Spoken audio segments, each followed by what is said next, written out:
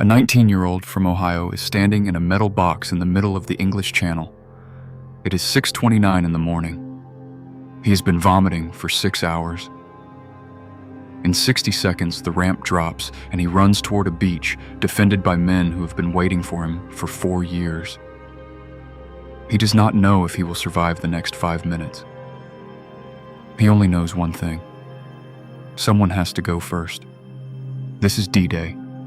And what actually happened is far more extraordinary than anything you have been taught. Stay with me, because the part that actually won the war has nothing to do with the beach. By 1944, the Soviet Union had been bleeding on the Eastern Front for 3 years. Over 1 million soldiers killed every single year.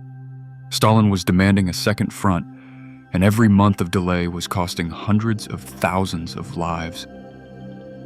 But crossing the English Channel meant landing on the most fortified coastline in history. Concrete bunkers, minefields, artillery covering every inch of beach. The Germans called it the Atlantic Wall, and they believed nothing could break it. They were almost right. But before a single soldier hit the beach, the Allies had already won half the battle with a lie. Hitler was certain the invasion would come at Pas-de-Calais. So the Allies spent months making him more certain. They built a fictional army with fake radio signals and fake equipment and put Patton in command of it because the Germans believed Patton would lead the real invasion. Double agents fed false intelligence for months. It worked so completely that even after the Normandy landings began, Hitler refused to release his Panzer reserves. The most powerful armored force in Western Europe sat idle while men were dying on the beaches. One lie held back the entire German army. At 6:30, the ramps went down on 5 beaches. Utah went better than planned. Then there was Omaha. The preliminary bombardment missed most German positions. The amphibious tanks sank before reaching shore. The first wave landed directly under German guns with nothing between them and the machine guns except the bodies of the men who went first. In 30 minutes, approximately 2,000 Americans were killed or wounded.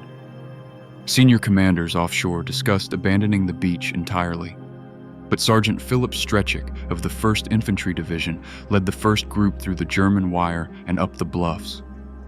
Others followed. Small groups finding gaps, flanking gun positions, taking them out one by one. By midday, Omaha was taken, the most costly beach, but they held it. And by nightfall, all 5 beaches were secured.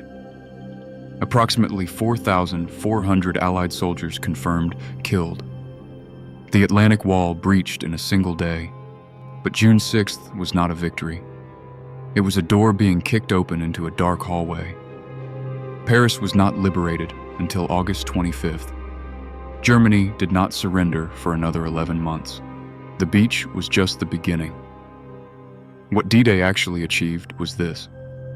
Before June 6th, Germany was fighting one Western front. After June 6th, it was fighting the Soviets from the east and the Americans and British from the west simultaneously. 2 fronts, 1 exhausted army.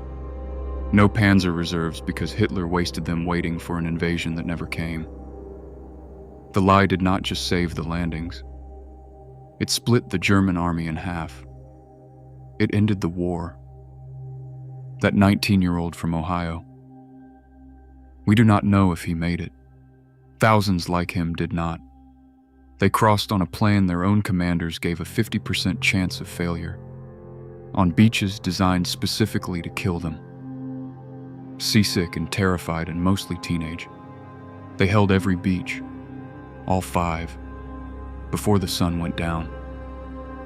June 6th, 1944. The day the war became unwinnable for Germany. If this changed how you see D-Day, subscribe, because every video goes deeper than what you learned in school. Next video. The men who survived those beaches faced something worse on the other side. 90 days of fighting through Normandy that killed as many men as the landing itself. Hit the notification bell.